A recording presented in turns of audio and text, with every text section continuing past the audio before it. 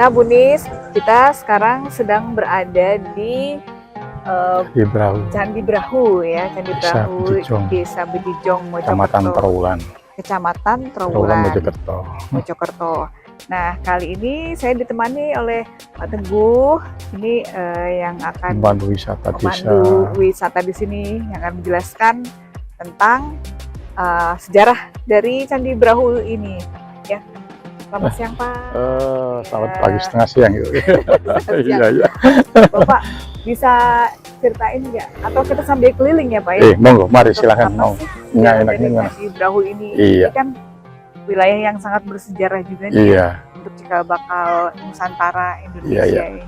Dulunya ini salah satu desa dari Majapahit ya? Malah sebelumnya juga. Oh, sebelumnya iya. Ya? Jadi gini, kalau menurut prasasti yang pernah ditemukan, yang ada kurang lebih yang ada sedang orang lagi bersih-bersih di sana, di bawahnya itu ada selokan ini dari sana arah selatan. Ini ada selokan yang membuang air ke arah ke barat. Nah, waktu itu para petani sedang bekerja kerja bakti gitu, istilahnya orang sekarang ya. Di saat kerja bakti itu salah satu yang namanya Wakid bin Tasrib gitu. Kebetulan beliau menemukan ada lempengan jumlahnya 4. Lempengan itu di sana tercantum ada huruf Jawa kuno. Nah, ternyata begitu diperiksa oleh orang-orang purbakala, itu adalah prasasti. Prasasti itu di sana tercantum pada tanggal 6 September tahun 939. Yang mengeluarkan itu adalah Raja Sindok. Raja Sindok ini ya, yang dulunya awalnya dari Jawa Tengah, karena ada meletusnya Gunung Merapi. Setelah itu beliau pindah ke Watugaluh, daerah Jombang sana. Nah, itu akhirnya beliau di sini memberikan upakarti yang intinya kurang lebihnya gini. Raja Sindok memberikan upakarti kepada desa-desa yang ada kandungan nama Alas dan Antan. Mungkin sambil makanya, kita keliling ya. Makanya pada umumnya orang mengatakan, orang-orang arkeolog maksud kami, itu prasasti disebut namanya prasasti Alas Antan. Alas itu hutan, ya. Antan itu adalah sinonim dari hutan itu sendiri. Jadi desa-desa yang di tempat sini, di Kecamatan Trawulan maupun luar kecamatan, yang ada kandungan nama alas atau hutan, itu dibebaskan tanah pajak. Jadi dari kerajaan tidak memungut pajak dari desa-desa tersebut. Karena apa? Beliau itu mempunyai jasa-jasa yang sangat besar sekali. Utamanya adalah desa Lemah Tulis. Lemah Tulis itu ya dari sini yang sampai ke mana? Wihara, nanti kalau panjenengan tidak ke sana. Itu semuanya desa Lemah Tulis ya. Nah, Lemah Tulis itu sendiri sampai digunakan Empu Barada. Empu Barada abad 10 adalah seorang empu yang dibawa oleh Raja Udayana atau ayah dari Erlangga, itu dibawa di sini untuk membina atau katakan mendampingi Erlangga untuk menjadi raja di daerah Jawa Timur. Nah, di sana akhirnya di sini isi dari prasasti itu memberikan upakarti karena desa-desa tersebut ini mempunyai jasa-jasa membuat alat perang. Alat perang kalau yang desa Lemah Tulis, yaitu daerah Bejijong yang sekarang namanya Bejijong dan Trawulan, dulunya malah Lemah Tulis, ini diberikan upakarti karena jasanya yang sangat besar, membuat tombak untuk perang, alat-alat perang, alat macam panah, anak panah dan sebagainya, itu dari Lemah Tulis ini.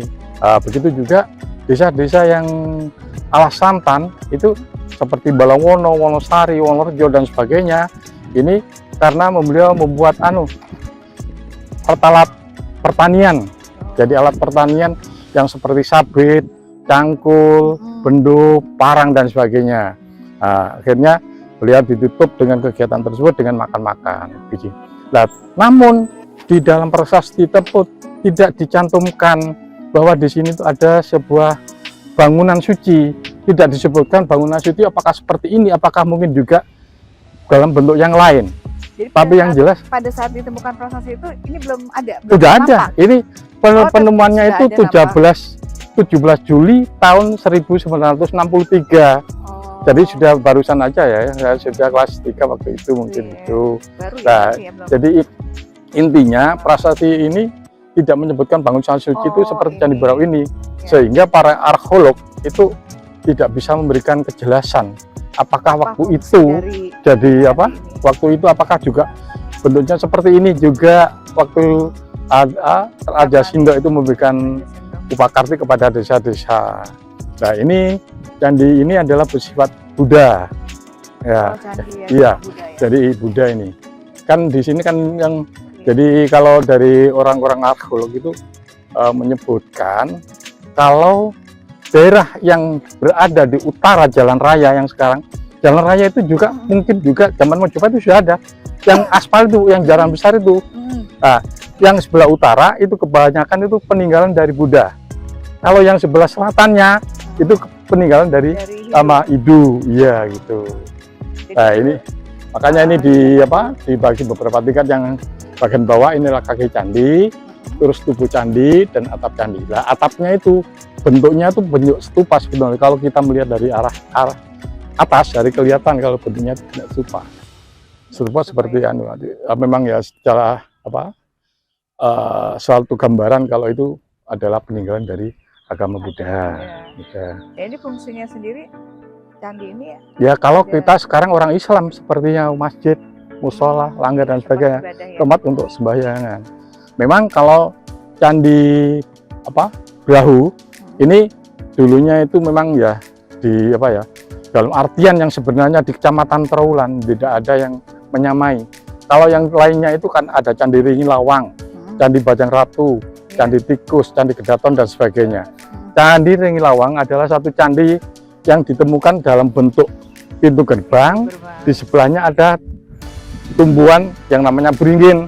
Akhirnya orang sendiri, daerah orang desa itu ya sudahlah namakan Candi Beringin Lawang. Terus Bajang Ratu ada relief itu dalam bentuk seperti kalau orang Hindu itu menamakan itu adalah sukma yang melayang. Di sana ada relief gitu maksudnya. Nah itu akhirnya tuh bahwa itu dihubung-hubungkan dengan cerita rakyat. Itu adalah Bajang Ratu yang nggak jadi maksudnya gitu. Terus Candi Tikus juga gitu. Candi Tikus ini ditemukan oleh Kermojoyo, salah satu bupati yang pertama yang pernah menemukan. Waktu itu orang desa sana, orang desa Dino namanya, dusunnya Dusun Temon, desanya Temon, Dusun Dino, itu sering kali sawah-sawahnya ini diserang oleh tikus. Pak, itu pintunya apa nih Pak? Ini Bu ya. Jadi candi ini di saat orang Belanda datang sini menemukan itu masih dalam situasi atau bentuknya tuh masih nggak karuan. Manjana bisa menyaksikan nanti di dalam pos itu ada. Itu iya fotonya Candi Brau ini. Jadi dulunya yang tengah ini nggak ada sama sekali, hilang karena rusaknya itu karena kena akar-akar dari pohon beringin biasanya itu. Nah akhirnya ini terus dibuat orang Belanda itu supaya tidak terlalu lebih parah lagi, akhirnya dipasang karena susunannya itu tidak bisa diketahui. Orang Belanda tidak berani untuk mengira-kira bentuknya seperti ini dan sebagainya, itu tidak boleh. Akhirnya dibentuk seperti itu asalkan ini tidak menyamakan bentuk yang ada di kanan kirinya. Karena kalau itu ditiru, itu memalsukan, itu orang Belanda nggak boleh. Memang arkeolog bilang begitu juga. Nah ini candi ini terdiri dari beberapa tingkatan. Yang bawah ini kelihatan itu adalah sudah pemugaran di tahun 91 sampai 94, 95-an itu. Ya, yang dikerjakan oleh Dinas Purbakala dari Provinsi Jawa Timur gitu. Termasuk saya ikut juga di sana, di sini gitu ya.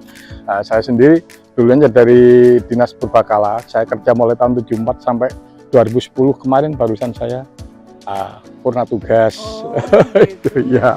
Nah, ini bagian ini adalah orang biasa mengatakan sasar gitu. Terus naik lagi sedikit ada sekitar 15 tingkatan atau 15 lapis, itu namanya kaki candi.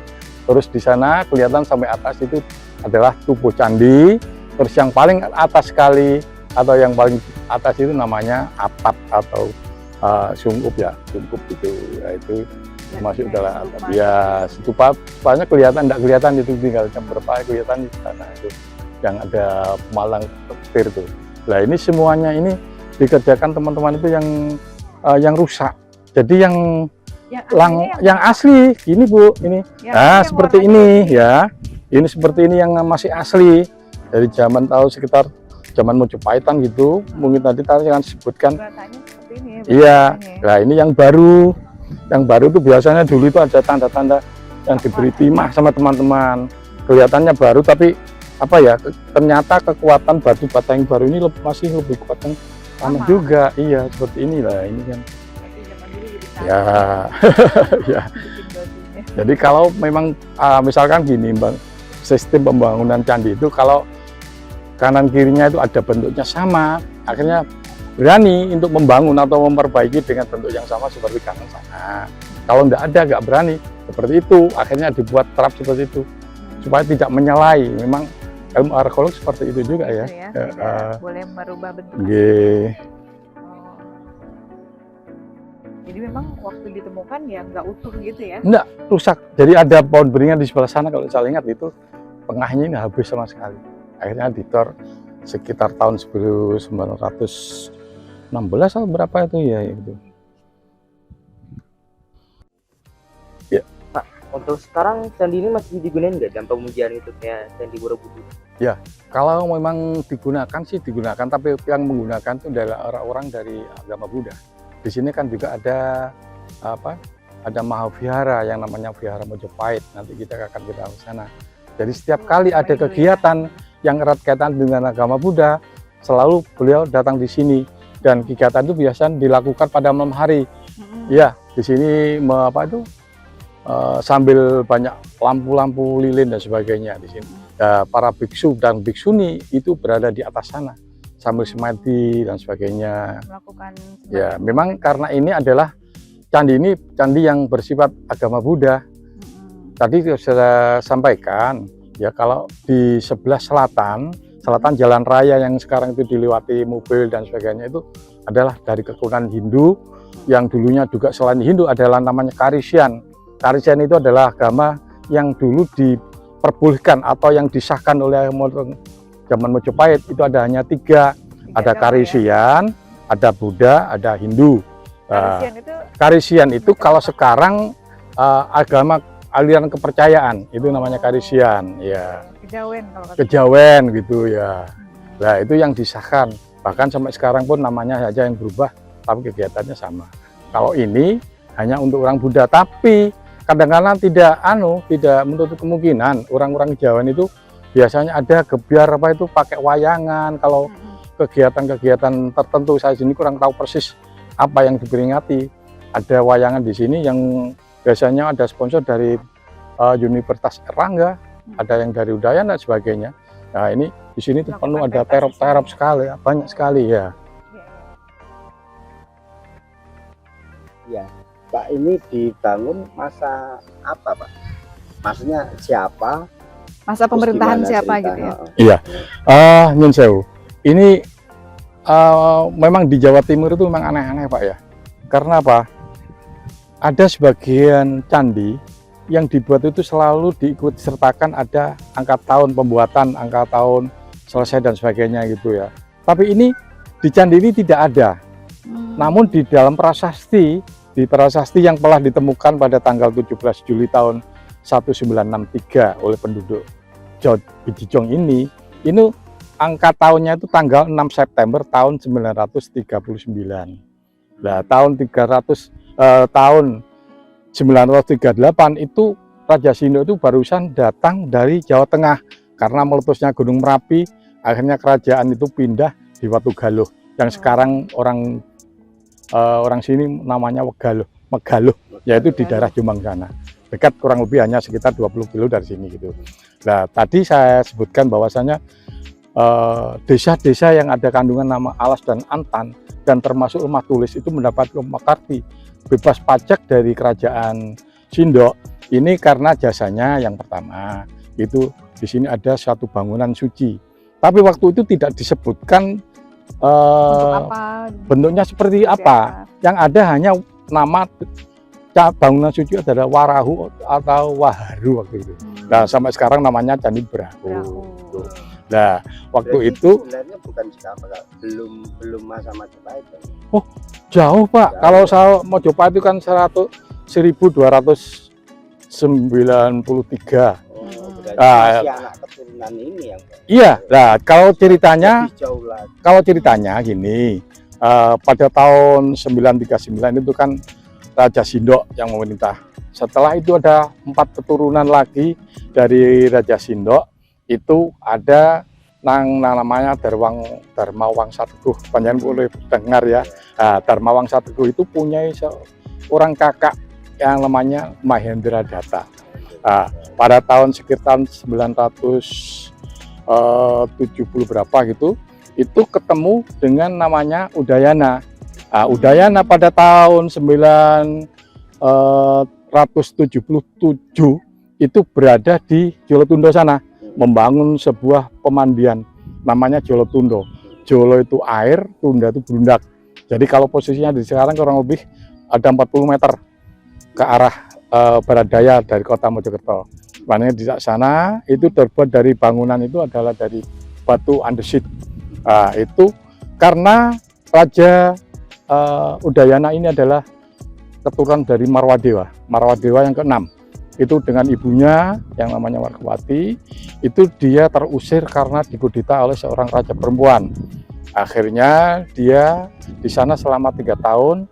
Dalam 3 tahun itu sebelum beliau kembali untuk menyerang ke sana, itu menemukan seorang putri tadi yang turun dari Raja Sindok yang buyutnya gitu ya. Nah, buyutnya. Akhirnya beliau kawin. Nah, setelah kawin dia itu punya keturunan Erlangga, Marakata, dan yang ketiga anak wungsu itu. Nah, begitu akhirnya Erlangga itu kepingin untuk menduduki lagi ke Bali. Ternyata di sana Erlangga sudah telat keburu adiknya yang namanya Marakata itu yang menduduki di sana. Akhirnya beliau di sini mendirikan kerajaan lagi yang namanya dari Kauripan itu, yang mungkin panjenengan bukan Erlangga dan sebagainya, yang sampai terakhir anak cucunya itu yang apa? Yang terkenal itu Joyoboyo itu kan tiba buyut ya, buyutnya ya itu. Ya itu Udah itu. jadi Majapahit. Joyoboyo belum. Turun lagi satu tingkat lagi itu yang namanya Kolokmet itu yang pernah di Kediri itu yang diserang oleh Ken Arok kan ya. Ken Arok berhasil, akhirnya dia menjadi raja gitu. Barulah itu Majapahit. Ya, terus dari Ken Arok membunuh Tunggal Ametung. Tunggal Ametung kan kawin dengan Ken Dedes. Ken Dedes itu sendiri sebetulnya adalah putri seorang raja, tapi tidak disebutkan. Waktu itu seorang bayi perempuan itu dititipkan kepada Empu Sopo, Empu apa namanya? Di sana itu akhirnya dibesarkan beliau di saat apa ini pertapa ini pergi ke sebuah hutan untuk melakukan semedi. Ken Dedes itu kalau orang itu dicolong lah gitu. Nah, diambil sama diculik sama Tunggal Ametung ya. Nah, akhirnya ayah angkatnya ini marah-marah. Siapapun yang mengambil anakku sekarang, kamu akan mati di ujung keris, katanya gitu. Akhirnya nggak tahu kalau itu yang diambil itu adalah Tunggal Ametung. Ya, namanya memang Sabdo Pendirata Ratu yang memang ya. Akhirnya ya waktu itu kan tidak tahu persis ya raja di sana kalau itu Tunggal Ametung. Akhirnya Tunggal Ametung kawin dengan Ken Dedes, begitu hamil 3 bulan, Ken Arok datang bilang sama Loh Gawe itu, namanya Empu Loh Gawe itu bilang, saya kok tertarik dengan raja Ken Dedes, istri dari raja. Kamu nggak boleh seperti itu. Itu idola majikan, bukan waktu itu Ken Arok itu seorang anak yang tidak ada bapaknya, sehingga nakalnya nggak karuan ya. Di sana ngerampok, ngerampok, pencuri, terus permainan semacam-macam. Memang waktu itu lahirnya Ken Arok, kalau saya ceritakan ya cukup panjang. Ken Arok itu waktu kecil, itu kan ibunya namanya Ken Endok. Nah, waktu kecil dia itu dibuang di sebuah makam. Nah, itu namanya Lembong, seorang penjudi. Dia selalu pulangnya itu malam. Begitu dilihat di sebuah kuburan ini malam-malam ada sebuah sinar yang sangat besar. Apa itu? Akhirnya diambil, ternyata bayi. Lembang begitu senang, yang sudah sekian tahun dia kawin nggak punya anak, terus akhirnya istrinya bilang, wah, begitu dia umur kira 4 tahun, tiap kali Lembang main judi selalu diikutin sama anaknya yang namanya tadi itu kan Aro. Akhirnya jadi orang yang preman kelas berat. Nah, akhirnya dia nggak senang, waduh, saya setiap kali repot ini anak saya segala sesuatu yang di rumah dijualin untuk main, apa itu lembu, apa sapi, kambing, habis semua. Akhirnya diberikan kepada temannya. Akhirnya dia tuh besar, yang ayah angkat ini punya angan-angan, saya titipkan kepada seorang guru aja. Akhirnya apa? Di sana begitu juga, nuakalnya sekali. Teman-temannya yang sudah teman-teman di pondokan tuh sudah direwusui sama sama Ken Aro. Iya, Ken Aro. Akhirnya suatu saat guru ini yang yang ngomong itu pernah, kamu nggak usah tidur di dalam. Teman-teman beda di dalam, kamu tidur di tumpuan jerami, tempat kandangnya lembu. Iya. Begitu sang guru ini keluar, kok di dalam itu ada tumpuan jerami itu ada sinar. Dia begitu melihat, loh, kan Aro itu kan ternyata kalau malam itu keluar sinarnya. Ya memang cerita seperti itu. Iya. Akhirnya dia tuh besar. Lah ini yang guru aja sudah nggak kuat rambut ya. Tapi dia tuh nggak mau kerasan di situ. Tiap malam dia ngerampok. Dia malam kadang-kadang itu menjadi pencuri dan sebagainya. Dan setiap kali mau diburu, mau dibunuh orang-orang, ada suara, jangan kau bunuh anak itu. Dia belum selesai melaksanakan tugasnya. Bilangnya gitu. Memang bukunya seperti itu, memang saya di buku Pararaton ya. Jadi kalau jenengan iya. Oh, tapi ada ceritanya ya itu emang. Ada Bu, ada. Di buku Pararaton kalau panjang balon cari. Akhirnya apa? Terus Brahmana Logawe yang waktu itu sedang semedi di India diketuk sama Sang Hyang Dewa. Kamu datanglah ke Pulau Jawa. Cari anak yang namanya Ken Aro dengan ciri-ciri tangannya itu melebihi dari lutut. Oh, tangannya dia panjang? Iya, panjang sekali. Rambutnya keriting, tingginya sekian meter kurang lebih. Terus akhirnya dicari sama Brahmana Logawe, ketemu. Kamu yang namanya Ken Aro. Betul. Sekarang ada perintah, kamu ikut saya. Kamu ikut ke sana, ikut aku. Nanti saya ajak kamu masuk ke kerajaan Singosari. Nanti kamu akan kujadikan di sana pegawai. Akhirnya Tunggal Metung menerima.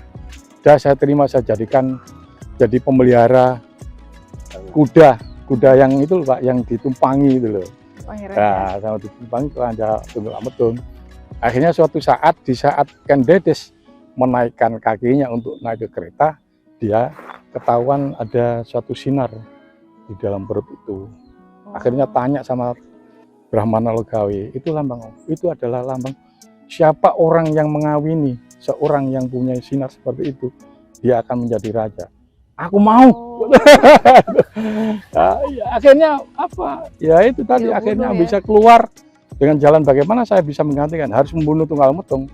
Nah, di samping itu Tunggal Metung juga kan sudah kena shock sama ayahnya Ken Dedes. Siapa yang melarikan anakku, suatu saat kamu akan mati di ujung keris.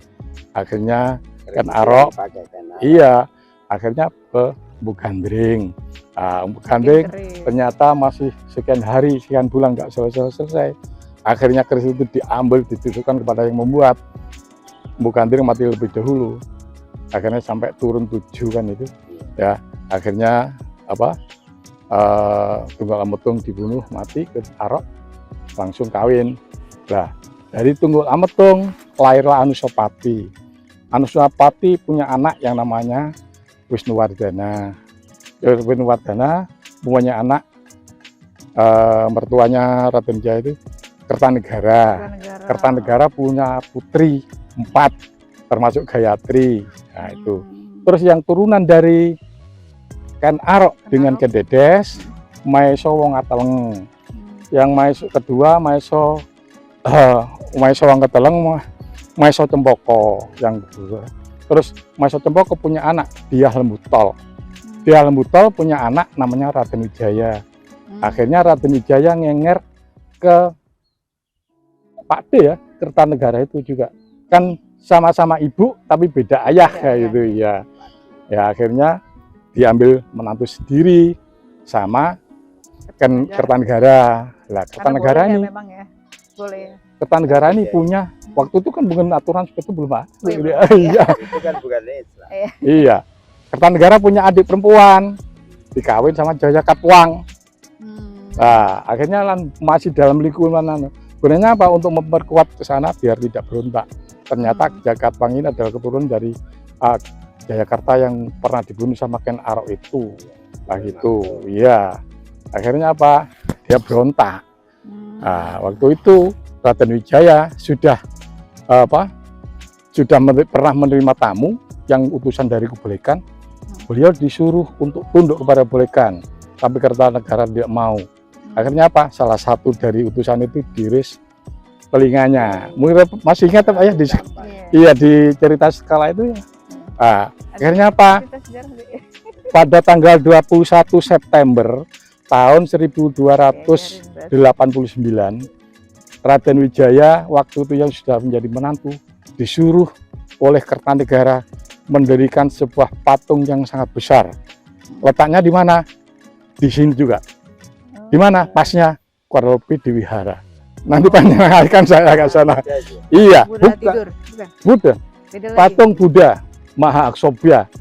Maha Aksobhya itu posisi duduk, ini tangannya gini, gunanya itu adalah selamatan.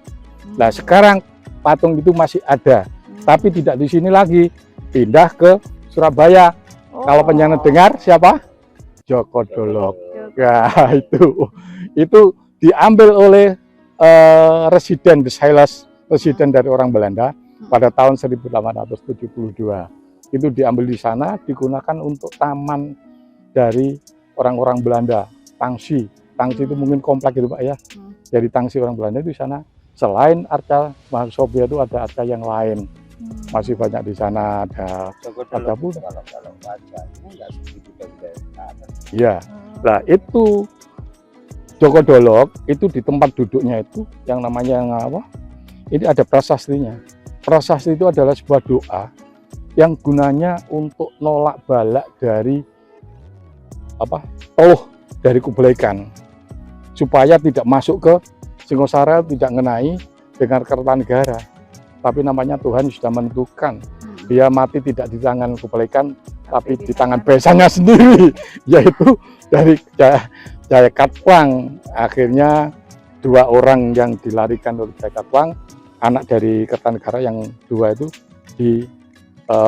dijadikan istri oleh Raden Wijaya itu. Jadi urutannya ceritanya. Urutannya gitu. Seru juga ya. Iya. Penuh intrik dan semua raja itu keturunan raja itu. Iya. Jadi keturunan.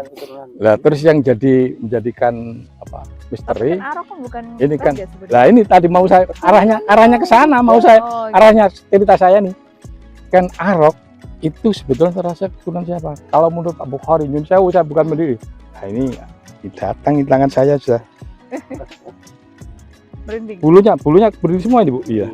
Nyun Sewu enggak ini mungkin dari saya juga betul Pak. Iya. Jadi gimana? Ya gini. Kalau menurut orang dari Pak Bukhari, ternyata Ken Arok itu adalah putranya. Kemungkinan kalau saya kemungkinan nggak bisa meyakinkan karena ini cerita. Kemungkinan juga ada anaknya Tunggul Ametung. Iya, tapi nggak tahu. Iya, kan itu memang dirahasiakan dari buku Pararaton itu dirahasiakan. Waktu itu kan Endok, manten anyar yang belum 1 minggu usianya, dia sedang kirim makan untuk suaminya ke sawah. Ternyata di sana didatangi seorang, kalau di dalam buku itu seorang dewa yang tidak bisa dilihat tapi bisa dirasakan gitu. Akhirnya dari berhubungan sambil dia bicara.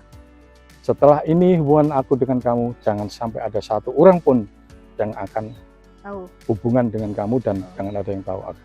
Terus akhirnya disampaikan kepada suami. Suaminya ternyata dia tuh kalau di dalam cerita ya memang nggak boleh hubungan tapi dipaksakan. Akhirnya meninggal. sang suami pindah ke rumah ke tempat lain seberang jalan, seberang sungai, itu ternyata beliau akhirnya meninggal dunia. Akhirnya Ken Arok dia hidup tanpa ayah, itu tanpa pendidikan yang baik, akhirnya terjadi seperti itu. Tapi sampai bisa jadi raja 5 tahun gitu ya. Nggak mungkin sih orang biasa ya. Nah, seperti kan Dedes juga kan gitu, dititipkan Bu Purwo itu kan, Bu Purwo itu kan juga titipan dari seorang, mungkin juga dari Kanjuruhan juga bisa. Di sana kan ada, kalau di dalam berita itu kerajaan Keling di daerah di daerah Malang sana katakan. Itu ada apa? Mana? Oh, itu biasanya ada program dari anak-anak dari paguyuban sini, Bu. Oh, Iya. Ya latihan.